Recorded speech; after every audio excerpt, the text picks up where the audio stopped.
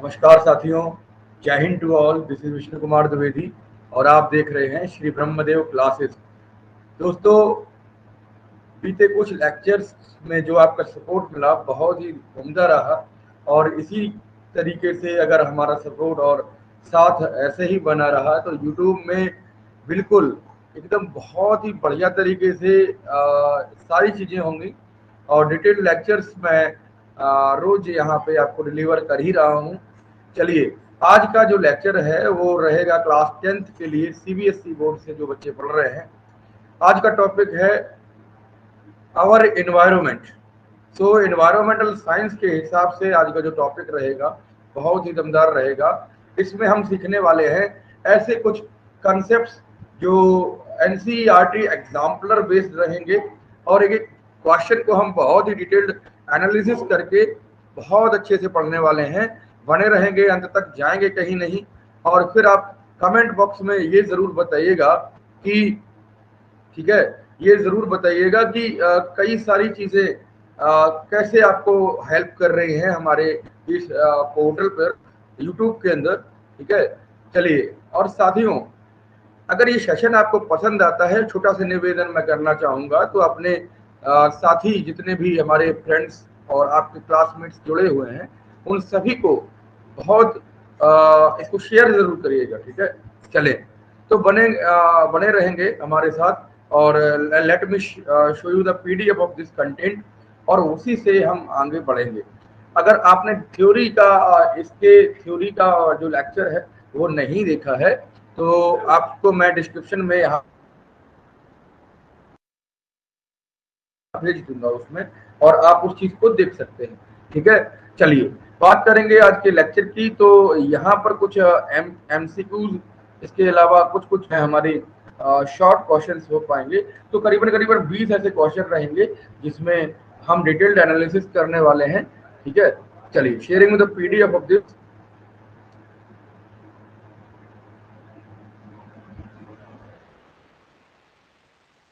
Channel मदद करता है। ठीक है, इसके अलावा अगर बात करें इसको शेयर जरूर करना है। कमेंट बॉक्स में आपको कमेंट अगर अच्छा लग रहा है तो आप कमेंट कर सकते हैं।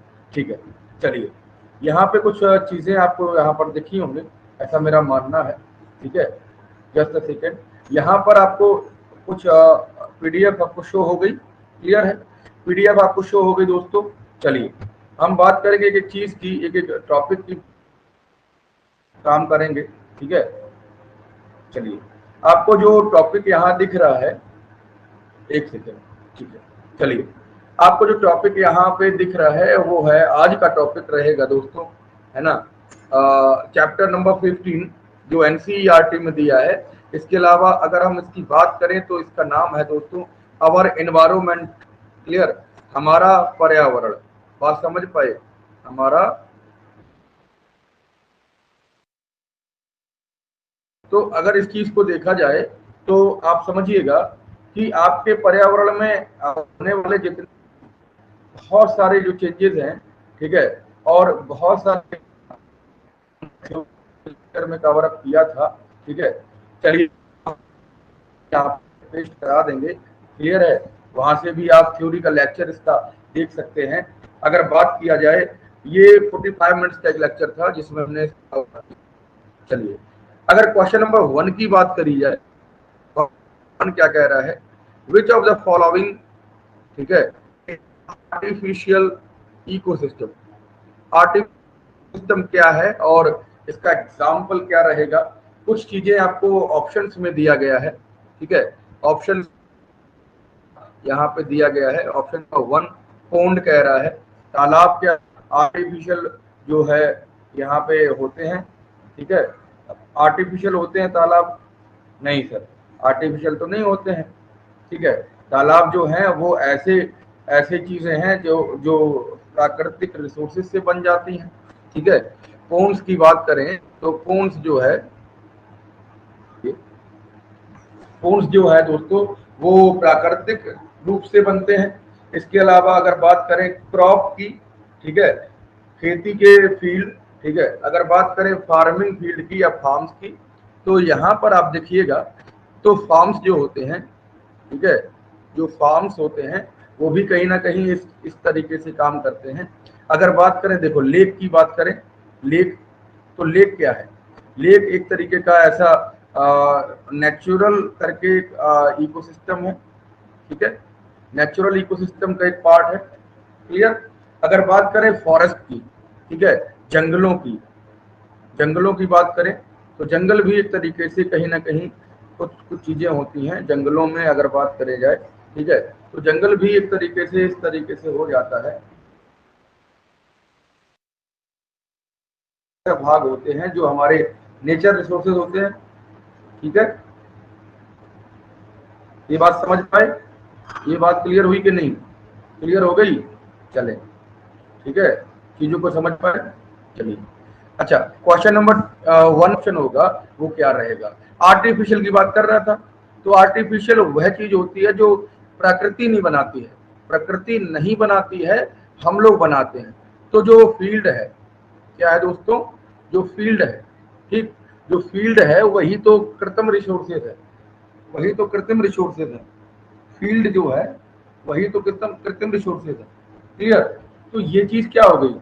ये चीज आप समझिए कि जो क्रॉप फील्ड है ना, वही एक करेक्ट ऑप्शन हो जाएगा यहाँ पर। आप इस बात को समझ सकते हैं, ठीक है। चलिए, बात हुई, समझ आई बात? चलिए, क्वेश्चन नंबर 2 क्या कह रहा है? तो यहाँ पे आपका जो क्वेश्चन नंबर आपका फर्स्ट है, इसका करेक्ट ऑप्शन जो हो जाएगा वो हो जाएगा बी ऑप्शन। क्लियर? अच्छा, क्वेश्चन नंबर 2 देखिए, क्वेश्चन नंबर 2 में क्या कह रहा है? क्वेश्चन नंबर 2 में ये कह रहा है दोस्तों, ठीक है, एक सेकंड लीजिए, चलिए, क्वेश्चन नंबर 2 में कह रहा है in a food chain. Food chain क्या होती है? फूड चेन को खाद्य श्रृंखला हिंदी में कहा जाता है, और खाद्य श्रृंखला एक ऐसा पूरा कंपोनेंट होता है, पूरा एक सिस्टम होता है, एक सीरीज होती है जिसमें अलग अलग तरीके के जानवर, अलग अलग तरीके के जीव जंतु एक साथ खाते हैं एक दूसरे को, ठीक है। तो हम उसको कह सकते हैं कि वो क्या है? वो फूड चेन है, खाद्य श्रृंखला है, जिसको हम बात कर सकते हैं यहाँ पर। चीजें समझ पाए? तो ये क्या है? ये एक तरीके का फूड चेन का सिस्टम है जो यहाँ पे काम कर रहा है। क्लियर हो गई बात? समझ पाए? चीजों को समझ पाए कि नहीं? अच्छा, ये क्लियर हो गया। तो अगर हम बात करें कार्निवोरस की, ठीक, तो कार्निवोरस क्या है? कार्निवोरस मांसाहारी जीव होते हैं। इसमें अगर हम बात करें इन अ फूड चेन, खाद्य श्रृंखला में फूड चेन के थर्ड ट्रॉपिक लेवल की बात करी जा रही है, ठीक। तो क्या है? सबसे पहले कौन होते हैं? सबसे पहले होते हैं पेड़ पौधे, प्रोड्यूसर्स, ठीक। क्या होते हैं? प्रोड्यूसर्स होते हैं, प्रोड्यूसर्स होते हैं दोस्तों, ठीक है। तो दूसरे क्या होंगे? दूसरे होंगे हार्बीवोरस, सर, दूसरे हार्बीवोरस होंगे, ठीक है। हार्बीवोरस मतलब जो डिपेंडेंट रहेंगे, ठीक है, वेजिटेरियन वगैरह, ठीक है। इसके अलावा अगर बात करें कार्निवोरस, ये आज चल नहीं रहा है पेन, कोई बात नहीं, ठीक है, आज बेटे पेन नहीं चल रहा है, समझिए इस चीज को, ठीक है। अगर हम बात करें कुछ चीजों की जिसमें आप समझिए इस चीज को कि कार्निवोरस जो है, carnivorous is the third trophic level में तीसरे पायदान पर आता है, ठीक। तो कार्निवोरस एक अच्छा ऑप्शन यहाँ पर हो जाएगा, ये चीज समझिए। अच्छा, हार्बीवोरस क्या है? ये सेकेंड टॉप मोस्ट जो है वहां पे हो जाएगा।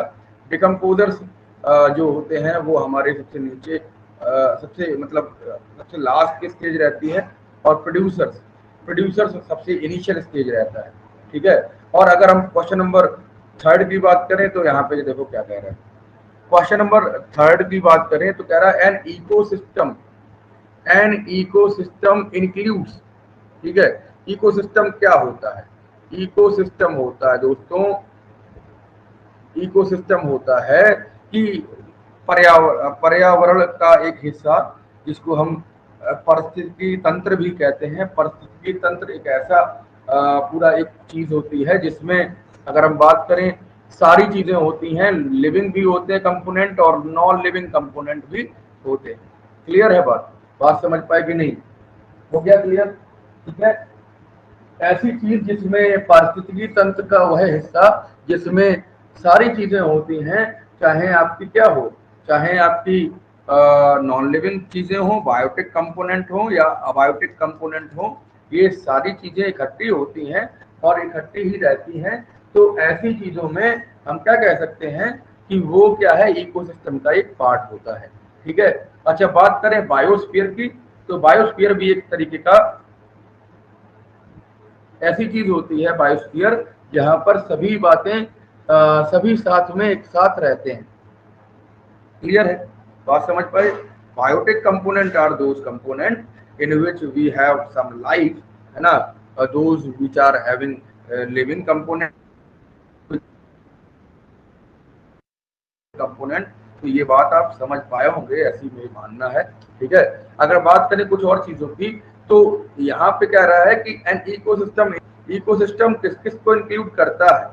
ठीक है, इकोसिस्टम किस किस चीज को इंक्लूड करता है, तो दोनों चीजों को इंक्लूड करेगा दोस्तों। बात समझ पाए? यहाँ पर इकोसिस्टम जो है वो दोनों बातों को इंक्लूड करेगा।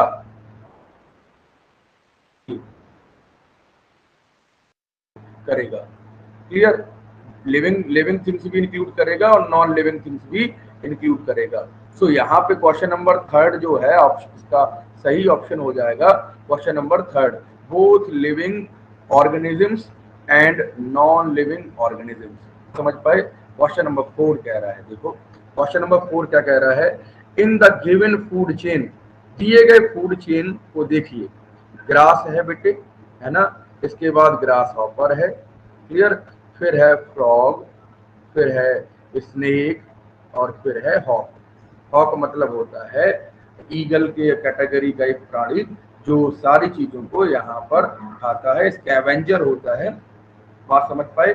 चलिए, अगर हम बात करें इस क्वेश्चन की, तो कह रहा है कि फूड चेन दी गई है और दिए गए फूड चेन का चौथाई फोर्थ स्टेज पर, ट्रॉपिक लेवल में फोर्थ स्टेज पर 5 किलो जूल, कितना, 5 किलो जूल, जिसको आप कहते हो 5000 किलो जूल, ठीक है, वो भी एक तरीके का काम कर रहा है यहाँ पे।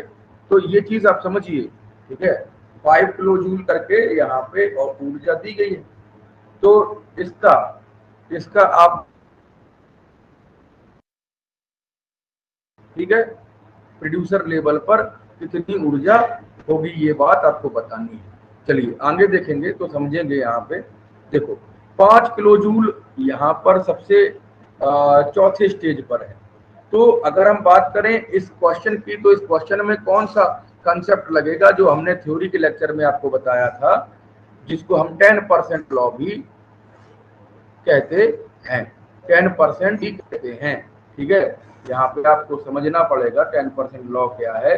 10% लॉ क्या कहता है कि प्रोड्यूसर लेवल पर 100% ऊर्जा रहेगी, ठीक है, सोर्स सबसे नीचे रहता है, ठीक है, सूरज जो है वो सबसे नीचे रहता है, पिरामिड में सूरज जो है वो सबसे नीचे रहता है, पिरामिड में सूरज जो है सन, क्लियर, वो सबसे नीचे रहता है।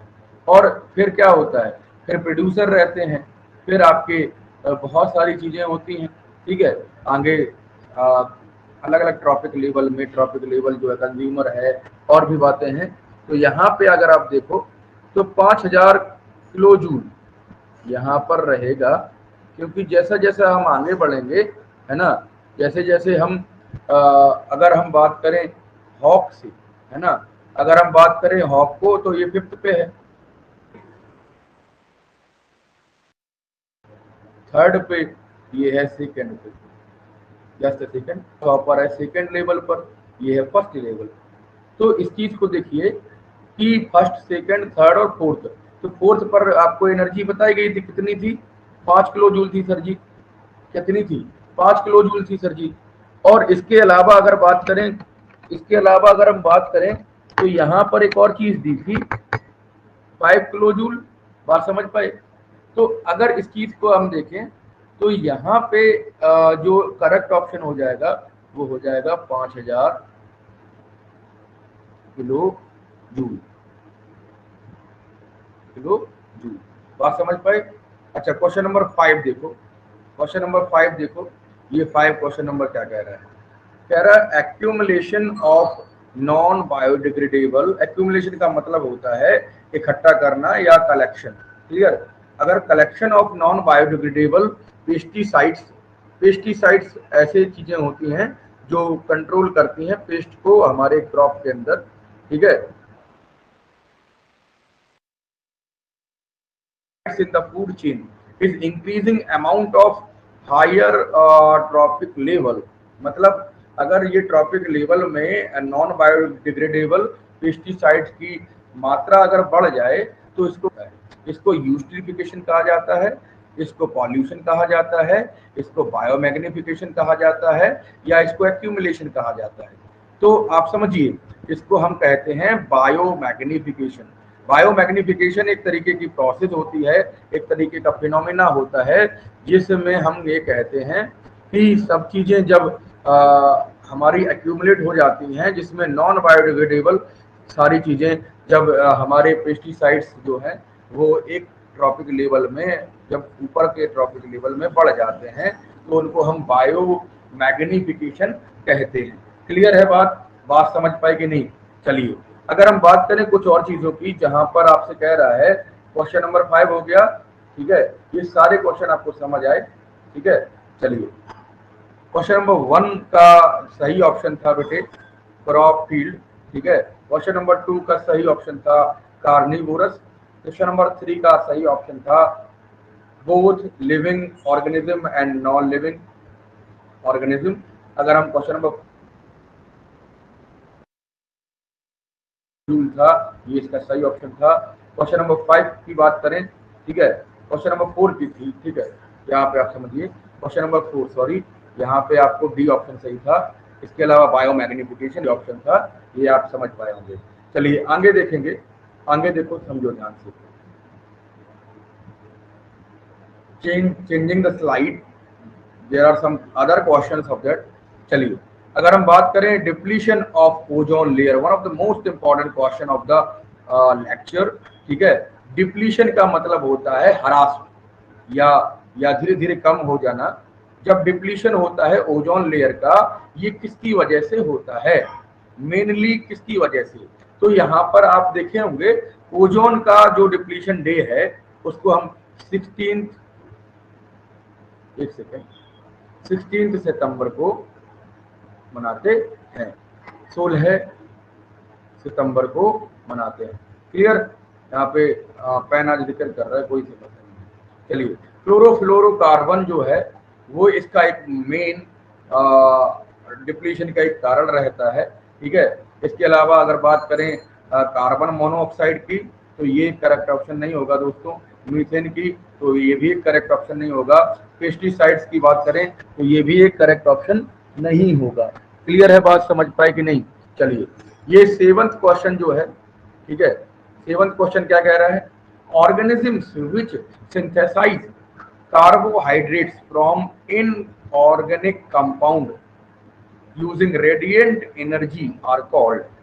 मतलब ऐसा बताइए कि जो जो ऑर्गेनिज्म हैं वो कार्बोहाइड्रेट सिंथेसाइज करते हैं, ठीक है, from inorganic compound using the radiant energy. Carbohydrates को सिंथेसाइज कौन करेगा? कार्बोहाइड्रेट्स को सिंथेसाइज कौन करेगा दोस्तों? डिकम्पोजर्स करेंगे। कौन करेगा? डिकम्पोजर्स करेंगे। तो कंपाउंड्स जो इनऑर्गेनिक कंपाउंड होते हैं, इनका जब डिकम्पोजिशन होता है या बायोडिग्रेडेबल जो वेस्ट होते हैं, इनका हम सिंपलर कंपाउंड में जब टूटता है तो ये डिकम्पोजर्स ही होते हैं।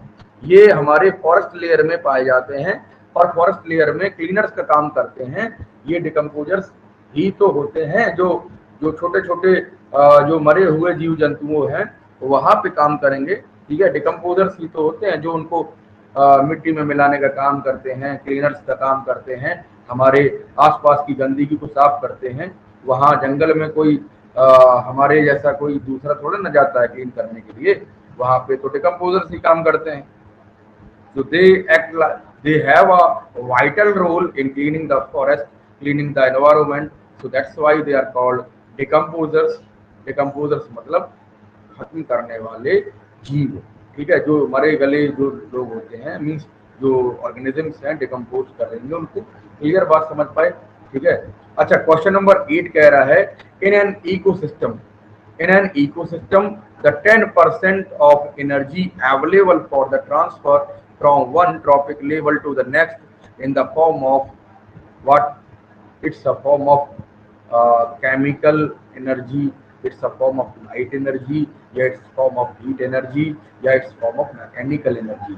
जो 10% ऊर्जा एक लेयर से दूसरे लेयर मतलब ट्रॉपिकल लेवल पर चीज आप समझे इस चीज को, तो वो क्या है? वो है हमारी वो है हमारी केमिकल एनर्जी। जो खाया गया है वो केमिकल एनर्जी या वो जो ऊर्जा है जो संचित हुई है किसी दूसरे प्राणी में, ठीक है, प्रोड्यूसर ने जो 100% ऊर्जा जो है किसी दूसरे इंसान को दी, तो वहां पर एक देखो ध्यान से समझो, यहाँ पर 100% का कितना बनेगा? 10% बनेगा, और 10% का 0.1% बनेगा, 0.1% का 0.01% बनेगा। ये आपको मैंने बताया था, क्लियर है? तो यहाँ पे आप समझिए केमिकल एनर्जी यहाँ पे जाएगी, ये बात आप क्लियर कर सकते हैं। क्वेश्चन नंबर 9 क्या कह रहा है आपसे? क्वेश्चन नंबर 9 जो है दोस्तों, ठीक है, क्वेश्चन नंबर 9 क्या कह रहा है, इसको समझेंगे बड़े ध्यान से, ठीक है, इसको समझेंगे बहुत अच्छे से, ठीक है। चलिए क्वेश्चन नंबर 9 कह रहा है organisms of higher trophic level, ऐसे ऑर्गेनिजम्स जो ऊंचे ट्रॉपिक लेवल के होते हैं, ऊपर के ट्रॉपिक लेवल के होते हैं, which feeds on several types of organisms belonging to a lower level constitute the which constitute a ecological pyramid। Food web एक ऐसा वेव होता है, एक ऐसा कॉम्बिनेशन होता है, it's a complex combination of different, it's called food web, खाद्य जाल, ठीक है। और खाद्य श्रृंखला क्या है? खाद्य श्रृंखला एक सीरीज होती है जिसमें अलग अलग ट्रॉपिक लेवल के बहुत सारे जीव जंतु एक साथ एक श्रृंखला में जुड़े होते हैं, उसको फूड चेन कहते हैं। और फूड वेव क्या है? जब कई सारी फूड चेन एक साथ आ जाती हैं उनको हम खाद्य जाल या फूड वेव कहते हैं, क्लियर? लोअर ट्रॉपिक लेवल पर चले जाना, ये है क्या? ये दोस्तों इकोलॉजिकल पिरामिड का एक केस है जिसमें पिरामिड बनता है, ठीक है। अच्छा इकोसिस्टम क्या है? इकोसिस्टम अभी अभी बताया, इसको दोबारा से डिस्कस नहीं करेंगे, आपको बताया है इस वाले लेक्चर में, अभी क्वेश्चन आया था पीछे तो उसमें बताया। फूड चेन अभी अभी डिस्कस किए हैं, फूड चेन सीरीज होती है डिफरेंट टाइप्स ऑफ जो ऑर्गेनिजम्स हैं हमारे इकोसिस्टम में रह रहे हैं, ये उसका एक पार्ट होता है। चलिए अगर हम बात करें flow of energy in a ecosystem, प्रवाह एक इकोसिस्टम में किस तरीके से होता है, ठीक है, तो ये होता है यूनी डायरेक्शनल, एक सीधी डायरेक्शन में होता है, ऊपर से नीचे की, या अगर अगर इस तरीके से आप ट्रायंगल बना रहे हो तो नीचे से ऊपर की तरफ यहाँ पर ऊर्जा का प्रवाह होता है, फ्लो ऑफ एनर्जी होता है। तो ये यूनी डायरेक्शनल है, ये बाई डायरेक्शनल नहीं है, दो तरफ नहीं जा सकती कभी भी ऊर्जा, मल्टी डायरेक्शनल नहीं हो सकती, ये आप समझें इस चीज को, क्लियर हो गया? बातें समझ पाए? ठीक है, अच्छा चलिए ये बात क्लियर हुई, यूनी डायरेक्शनल कभी भी नहीं, अच्छा यूनी डायरेक्शनल होगा और मल्टी डायरेक्शनल या दूसरे ऑप्शन जो दिए थे वो नहीं होते, क्लियर हो गया? चलिए अगर क्वेश्चन नंबर 11 की बात करें तो देखो क्या कह रहा है, क्वेश्चन नंबर 11 कह रहा है एक्स ना, ठीक है, एक्सपोजर का मतलब हमें दिखाई पड़ना या हमारे ऊपर उसका प्रभाव पड़ना, ऑफ ह्यूमंस, ठीक है, excessive exposure of humans to UV rays, मतलब ultra violet rays, it's a part of what, EM wave, हमने फिजिक्स में इस चीज को पढ़ा है, इलेक्ट्रोमैग्नेटिक वेव का एक हिस्सा होता है जिसको हम अल्ट्रा वायलेट रेज कहते हैं, ठीक है। अच्छा ये क्लास 12 के लेक्चर में हमने पढ़ रखा है, ठीक है। अच्छा बात करेंगे इस चीज की तो आप समझे एक्सेसिव एक्सपोजर से जो अल्ट्रावायलेट रेज हैं जो ओजोन के लेयर के द्वारा कुछ कुछ विस्तारित करी जा सकती हैं, मतलब एब्जॉर्ब करी जा सकती हैं, फिर भी जब ये नीचे आती हैं तो अल्ट्रावायलेट रेज क्या नुकसान पहुंचाती हैं ये पूछा, तो ये हमारे इम्यून सिस्टम को डिसबैलेंस कर देती हैं क्या? नहीं सर, इम्यून सिस्टम तो करेंगे, डैमेज करेंगे कि लंग्स को? नहीं सर, ये भी नहीं होगा। अगर हम बात करें स्किन कैंसर, हाँ सर ये होगा, स्किन कैंसर मतलब त्वचा से जुड़ी हुई बीमारी, ये आपकी हो सकती हैं। जब कोई यूवी रेज से एक्सपोजर होगा तो वहां से आपको स्किन कैंसर की है ऑप्शन है। इसके अलावा अगर बात करें पैपेटिक अल्सर, पैपेटिक अल्सर एक तरीके का बीमारी है, जो अल्सर मतलब छोटे छोटे यहाँ पे दाने हो जाते हैं। तो यहाँ पर तीसरा और चौथा ऑप्शन बिल्कुल सही ऑप्शन है। ठीक है, ये बात आप समझिए। क्लियर हो गया? यहाँ पे आप समझ पाए सारे क्वेश्चंस को। चलिए नेक्स्ट क्वेश्चन आप समझेंगे।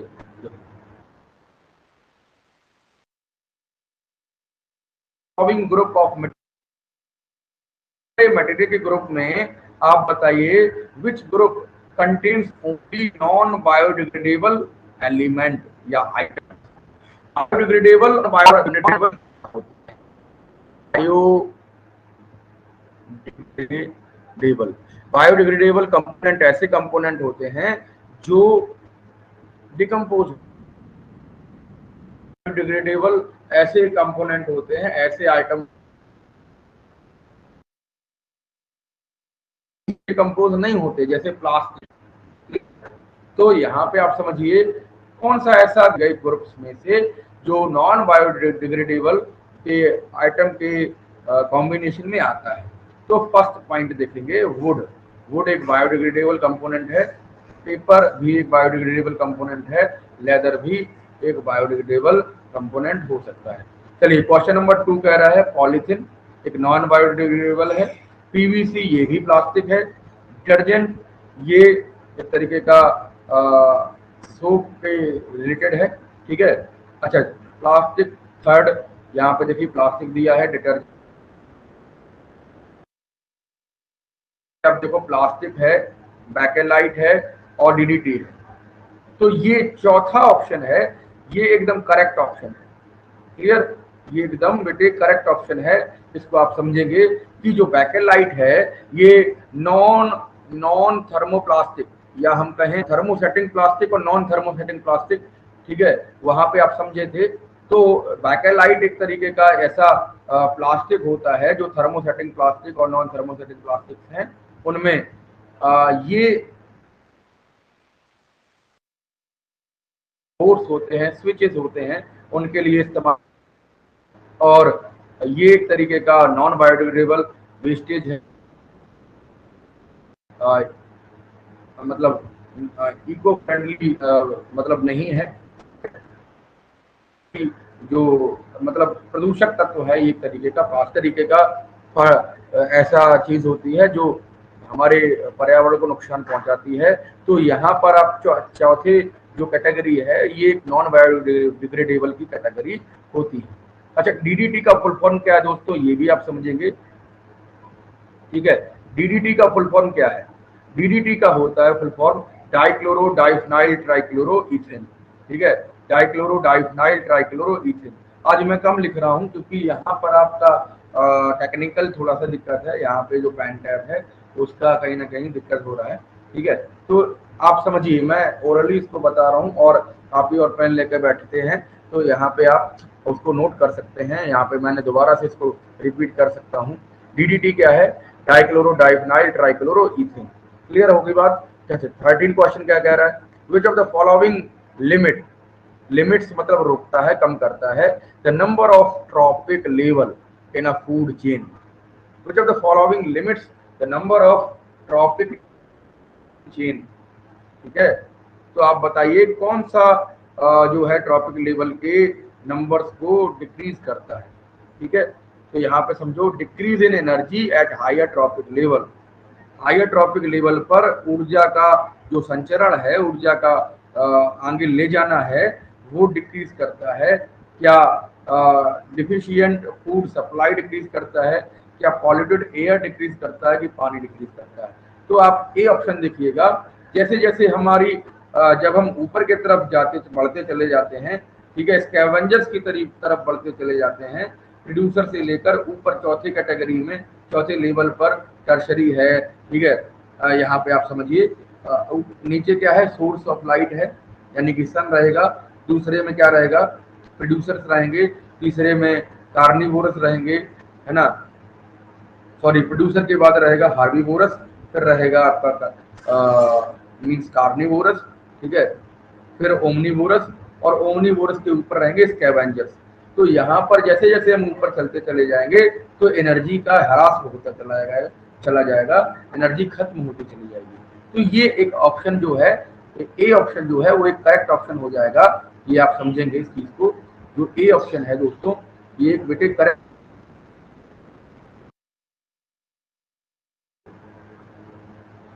कह रहा है which of the following statement is incorrect, इसमें से कौन सा स्टेटमेंट करेक्ट है? All green plants and blue green algae are called producers.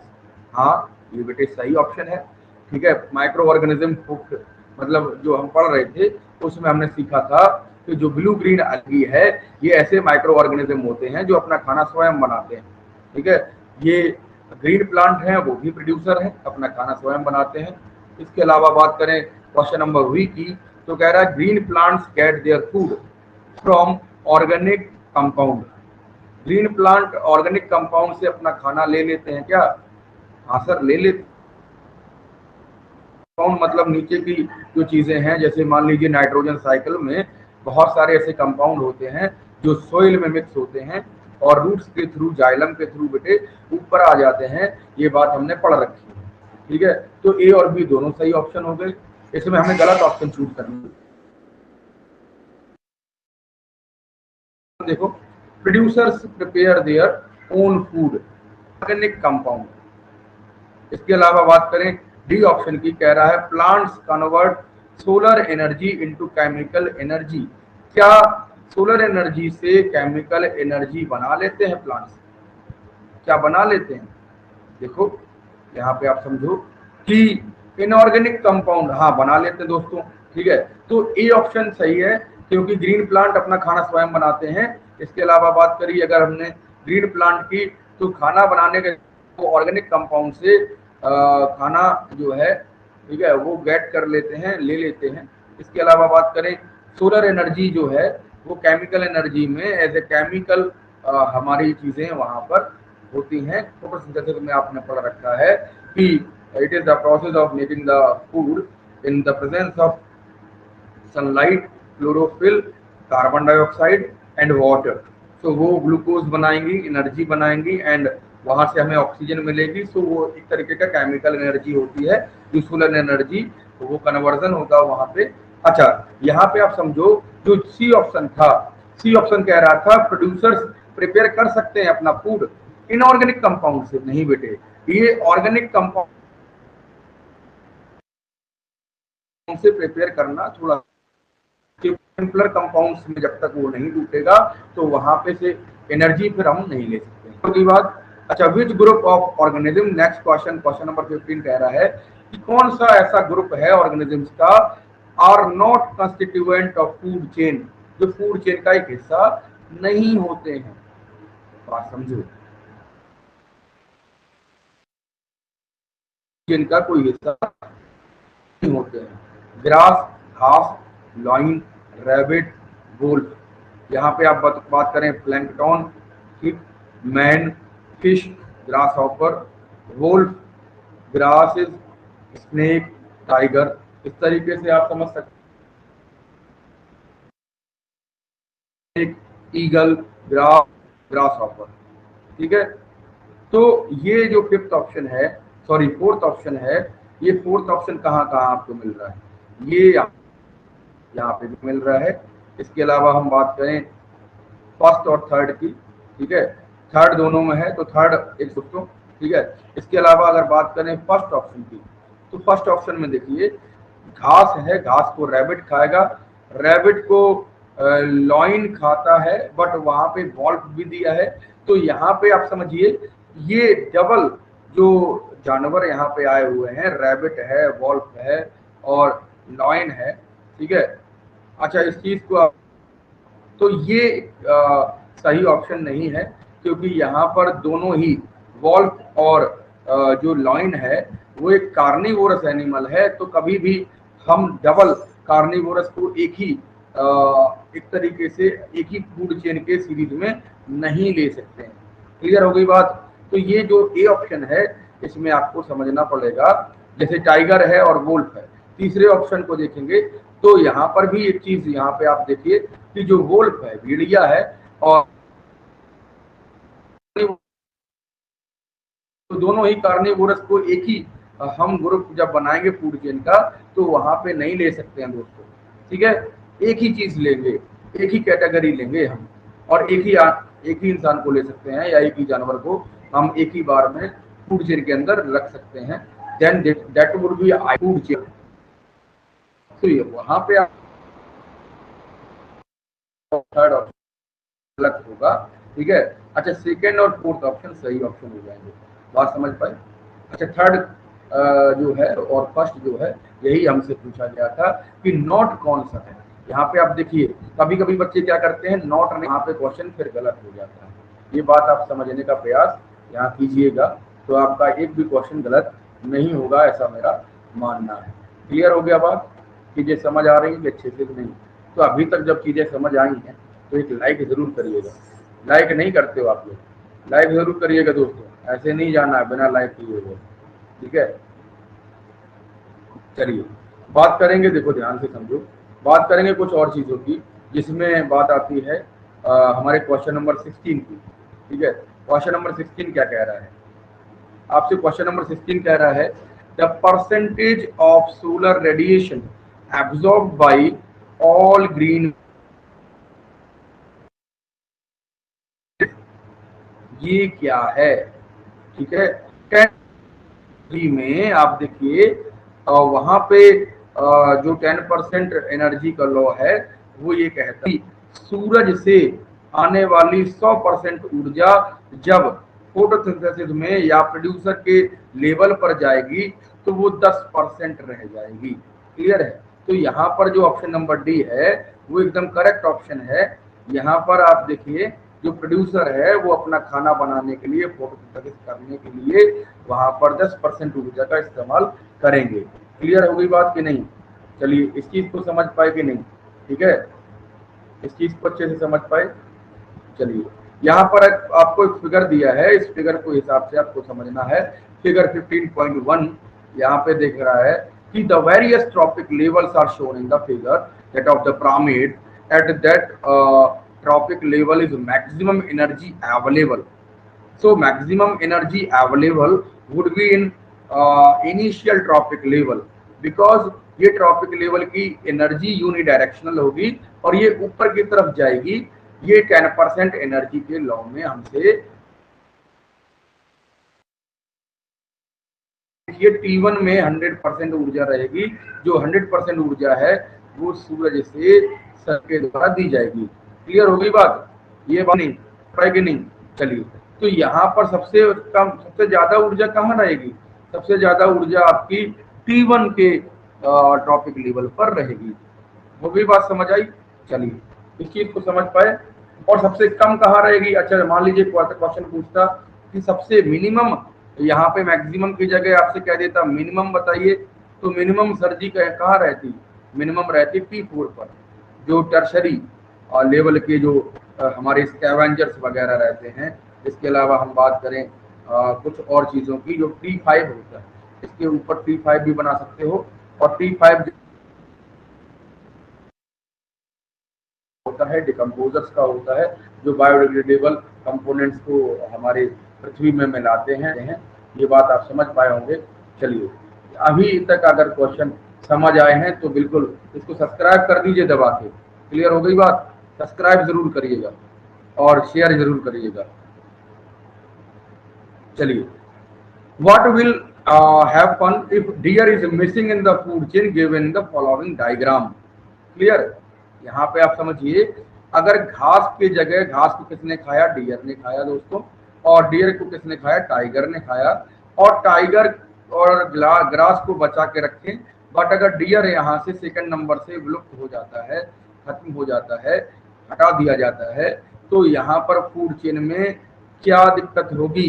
The population of tiger increases, the population of grass decreases, the tiger will start eating grass. ऐसा तो नहीं हो सकता है, टाइगर क्या घास खाने लगेंगे? नहीं बेटे, शेर कभी घास नहीं खाता है? शेर भूखा मर जाएगा लेकिन घास नहीं खाएगा दोस्तों। है ना, शेर की अगर बात करें शेर की तौहीनी हो जाएगी एक तरीके से। अगर बात करें the population of tiger decreases and the population of grass increases. It's a very complete explanation of the question कि जैसे जैसे हम अगर डियर को यहाँ से हटा देंगे तो डियर किस पे, डियर का जो भोजन है मतलब वो है घास, और घास जो है वो एक टाइगर किसको खाएगा, टाइगर खाएगा डियर को। अगर डियर नहीं मिलेगा तो टाइगर क्या करेगा, मर जाएगा दोस्तों, है ना, बात समझ पाए। ठीक है, अगर आपको खाना ना दिया जाए तो 14 दिन 15 दिन तो क्या होगा, हालत खराब हो जाएगी, बात समझो, आपका डेथ भी हो सकती है। ऐसे ही जब डियर जो है, डियर क्या होगा, डियर खत्म हो जाएंगे, यहाँ से हटा दिए जाएंगे तो टाइगर, टाइगर जो है, टाइगर यानी कि जो चीते हैं उनके उनके नंबर में बहुत ही डिक्लाइन मिलेगा।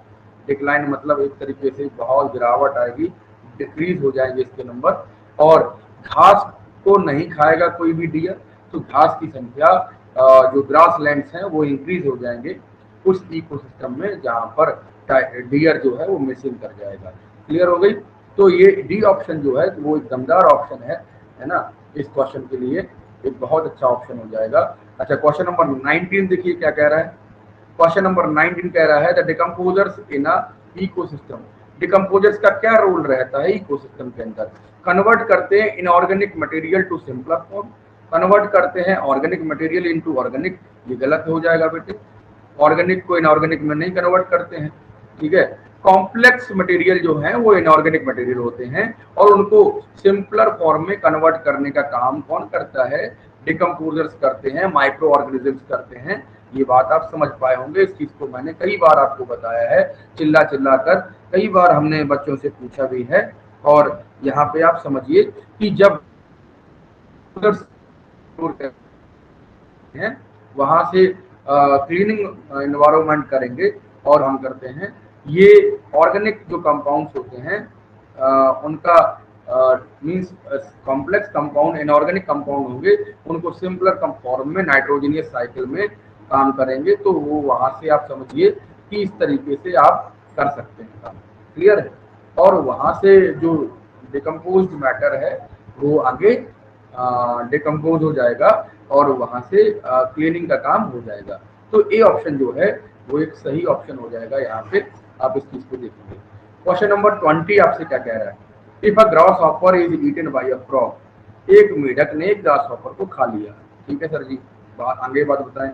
Then the transfer will be from, energy transfer कहाँ से होगा, एनर्जी ट्रांसफर होगा, देखो ग्रास हॉपर क्या है, ग्रास हॉपर है एक डिकम्पोजर, क्योंकि वो प्रोड्यूसर को खाया, घास को खाया तो वो क्या बन गया, वो बन गया कंज्यूमर।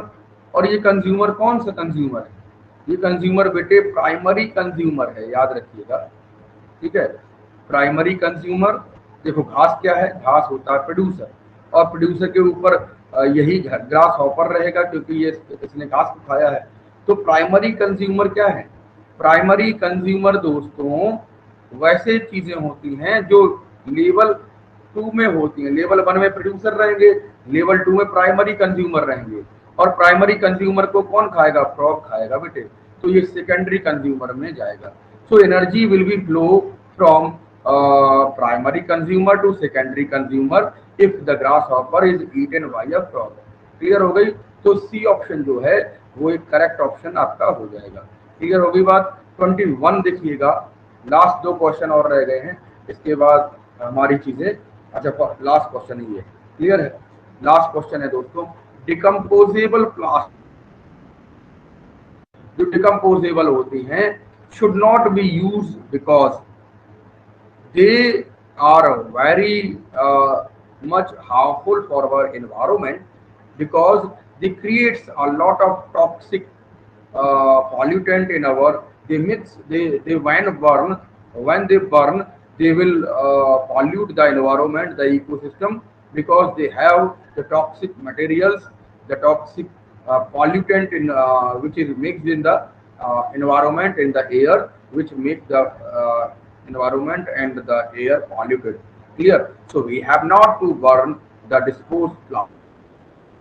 जो खा रहे हैं, जिस पत्तल में जो खा रहे हैं, जिस प्लास्टिक प्लेट्स में आप खा रहे हो, उसको जब जलाते हो तो काला धुआं निकलता है, कार्बन मोनोऑक्साइड गैस निकलती है। ठीक है, इसके अलावा बहुत सारे ऐसे पॉल्यूटेंट होते हैं जो बेटे बहुत उम्दा तरीके से, बहुत गंभीर तरीके से हैं, वो मतलब इकोसिस्टम को खराब करते हैं। ठीक है, और वहां से चीजें बिगड़ जाती हैं। So they are made up of material with light weight, नहीं sir, they are made of toxic material, they are made of non biodegradable material. Yes, they are made with non biodegradable material, are not burned, they should not be disposed, because they make the environment, we can say environment जो है वो harmful हो जाएगा, और वहां से environment जो है वो पॉल्यूटेड हो जाएगा। क्लियर? तो ये कुछ क्वेश्चंस थे आज के लिए। I hope all thing will be clear. अगर आपको सेशन पसंद आया है तो जरूर लाइक करिएगा और अपने साथियों के साथ इस सेशन को शेयर जरूर करिएगा। क्लियर? कुछ चीजें यहाँ से आप समझिए, बिकॉज एनसीईआरटी जो वो बहुत इम्पोर्टेंट है। जब आप मीन्स बोर्ड एग्जाम्स के लिए प्रिपेयर करते हो तो ये चीज़ें बहुत एकदम सीरियस कंसर्न बन जाता है, और वहाँ से चीज़ों को आप जब अभी से प्रिपेयर करते चलेंगे, देखो होता क्या है, जब आप इकट्ठा बैठते हैं पढ़ने के लिए तो उससे सारी चीज़ें गलत हो जाती हैं। ठीक है, आप पढ़ नहीं पाते हो, तो अभी से एक स्ट्रेटजी बनाइए और पढ़ते रहिए। वहाँ से अगर आप कोई समस्या आती है तो टॉपिक के कमेंट बॉक्स में आप यहाँ पे कमेंट कर सकते हैं। हमारे श्री ब्रह्मदेव क्लासेस के व्हाट्सएप चैनल से भी जुड़ सकते हैं यहाँ पे। ठीक है, और मेरा नंबर भी है, वहाँ से आप कनेक्ट कर सकते हैं। क्लियर? नंबर जो है डिस्क्रिप्शन लिंक में मैं डाल देता हूँ, वहाँ से आप पर्सनली मुझसे जुड़ सकते हैं। और ये था आज का lecture. I hope all thing will be clear. सारी चीज़ें समझ आई होंगी। ठीक है, अगर समझ आई दोस्तों तो शेयर जरूर करिएगा। ठीक है, और मिलेंगे एक नए लेक्चर में। तब तक आप अपना विशेष ध्यान रखिए, पढ़ते रहिए और आगे बढ़ते रहिए, ऐसा मेरा मानना है। ठीक है, जंग कितनी भी बड़ी हो, बट जब हम रेगुलर उसके लिए अभ्यास करते हैं, पढ़ाई करते हैं, आगे चलते हैं, तो जंग कितनी भी बड़ी हो, क्वेश्चन कोई भी हो, हम उसको क्रैक कर देते हैं, तोड़ देते हैं। वो हमें नहीं तोड़ पाता है। और जब हम पढ़ाई नहीं करेंगे तो हम भी इस तरीके से डिमोरलाइज हो जाएंगे। ठीक है, यहाँ पे आप कमेंट जरूर करिएगा, क्योंकि कमेंट जो है मोरल हाई करने का काम करते हैं। ये चीज़ कुछ लेक्चर्स था। ठीक है, ये हमारी तरफ से छोटा सा आज आपके लिए कोशिश थी, और इन्हीं छोटी छोटी कोशिश से यूट्यूब के अंदर बात बनने वाली है दोस्तों। क्योंकि यूट्यूब जो है वो आप सभी बच्चों से जुड़ने का एक माध्यम हो जाता है, जिसको आप समझ पाते हैं। ठीक है, दूर दराज बैठे हुए जो दोस्त हैं, औरैया में बैठे हुए जो दोस्त हैं, इटावा में बैठे दोस्तों, यहाँ से हमारे चैनल को लाइक कर सकते हैं। ठीक है, क्योंकि मेरा एक मानना है कि जो बच्चों के पास संसाधन कम है और नहीं पढ़ पा रहे हैं, फिर भी यहाँ पे जुड़ना चाहते हैं और पढ़ना चाहते हैं, क्लास 10th 12th और नीट JEE जैसे प्लेटफॉर्म के लिए जो तैयारी कर रहे हैं और वहाँ पे एग्ज़ाम के लिए प्रिपेयर कर रहे हैं, तो उन सभी दोस्तों से मेरा निवेदन है कि आप हमारे श्री ब्रह्मदेव क्लासेस से जुड़े, और इस कारवां को हम आगे बढ़ाएंगे, और कहीं ना कहीं बहुत जल्दी हम 1K जो हमारा टारगेट रहेगा, ठीक है, एक छोटा सा टारगेट है, वो लोग आप जब साथ देंगे तो वो टारगेट भी अचीव हो जाएगा। ऐसी बात नहीं है। क्योंकि मिलेंगे एक नए लेक्चर में, और इसके नोट्स बनाते रहिए, पढ़ते रहिए दमदार तरीके से। टेक केयर, जय हिंद, बाय बाय दोस्तों।